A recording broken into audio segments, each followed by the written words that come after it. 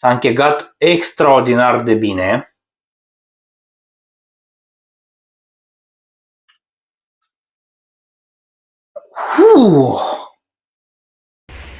Păi salve oameni buni și bine ne-am regăsit la un nou clip. Sper că sunteți bine și dumneavoastră.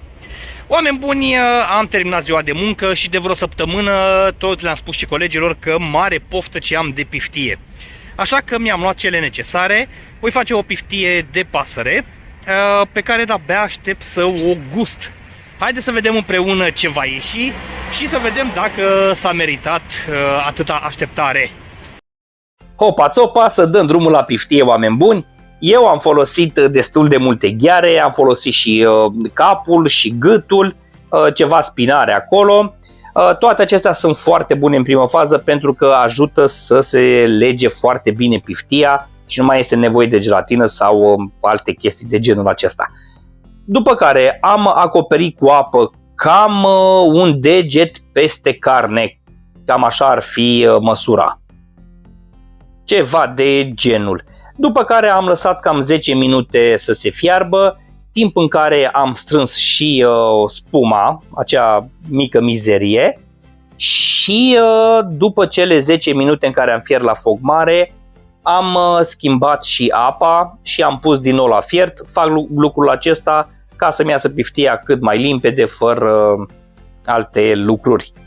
Și am lăsat la foc mic vreo 3 ore, timp în care am avut grijă să strâng spuma, și după aceea am pus o ceapă medie, un morcov jumătate,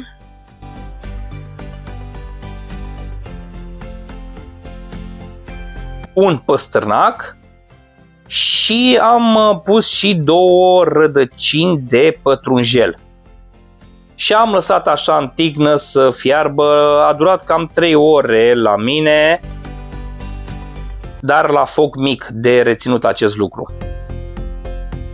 Spre final am pus și 2 linguri de sare. În privința sării este în funcție de gust. Eu nu prea mănânc sărat, de aceea am considerat că 2 linguri îmi sunt necesare pentru această cantitate.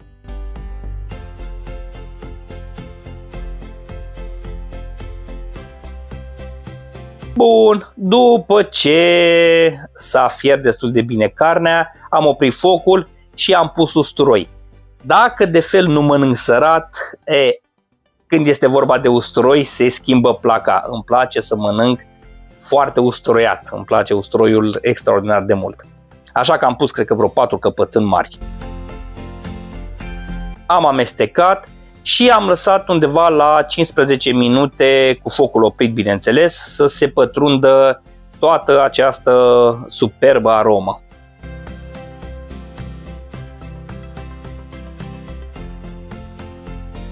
Perfect!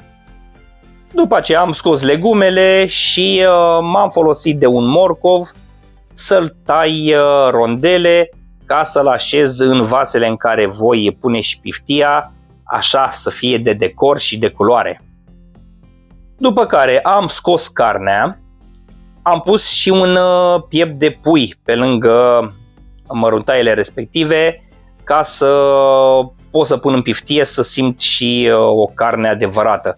Pieptul l-am tăiat, după cum observați și dumneavoastră, în cubulețe și am început să pun în vas împreună și cu cealaltă carne, ce am mai luat din gât, ce am mai prins din aripă, din acel spate.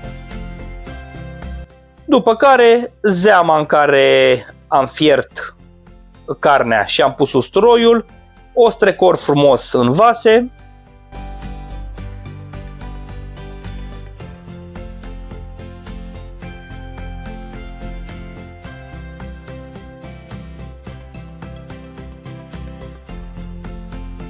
Și a ieșit ceva piftie.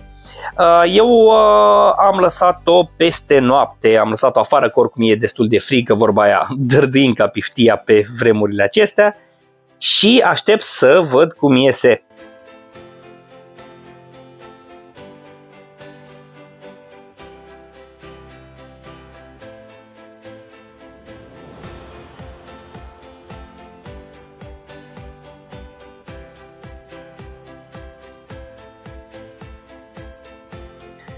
Hei, hei, ce bine se spune că dârdâi ca piftia, îndârdâi mie pofta. Hai să vedem, oameni buni, dacă s-a meritat cu adevărat așteptarea. Eu sunt obișnuit să mănânc piftia cu lămâie. Sper că și dumneavoastră.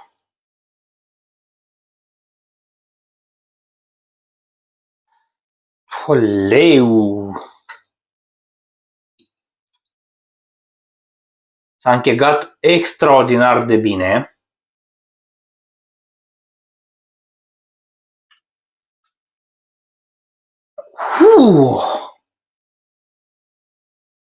Înapoi în copilărie.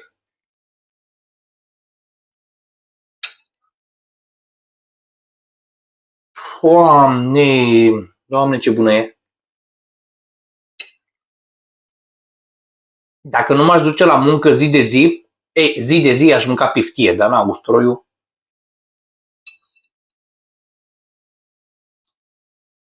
S-a legat foarte bine și a făcut o gelatină, uite, dârdâi ca piftia. În prima fază am crezut că am pus mult usturoi, dar nu. S-a pătruns atât de bine și și-a luat aromă cu carnea fiartă, cu sarea ce am pus acolo, cu totul, e dublu knockout. Iar cu lămâie deasupra, da, e nebunie. Mai tăi din greață. Deci, oameni buni, cineva să mă oprească pentru că aș mânca într-una piftie, dârdâi ca piftia, cum se spune, dar și dârdâi de poftă în timp ce mănânci. Eu vă mulțumesc din suflet că ați avut răbdare să vă uitați până la finalul acestui clip.